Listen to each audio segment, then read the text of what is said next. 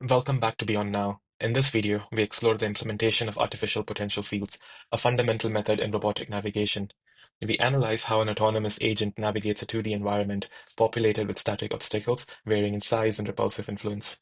The underlying principle is straightforward and effective. The goal exerts an attractive potential, generating a force that guides the robot towards its target location. Each obstacle produces a repulsive potential that generates a force to steer the robot away, preventing collisions. The resultant potential field is a superposition of these influences, and the robot's movement follows the negative gradient of this field, ensuring smooth navigation while respecting environmental constraints.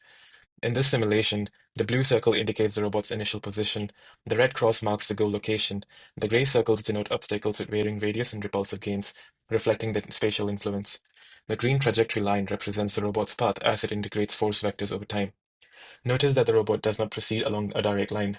Instead, it continuously adapts its trajectory in real time, effectively avoiding obstacles and converging towards the goal. This behavior highlights how local planning using APF can produce robust collision-free navigation. Each obstacle's repulsive force is modeled with a distinct influence radius ρ0 and gain coefficient Kr, allowing differentiated treatment of environmental hazards.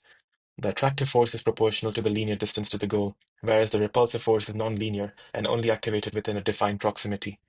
While APF method offers computational efficiency and responsiveness, they are susceptible to local minima, where the agent may become trapped due to balanced opposing forces.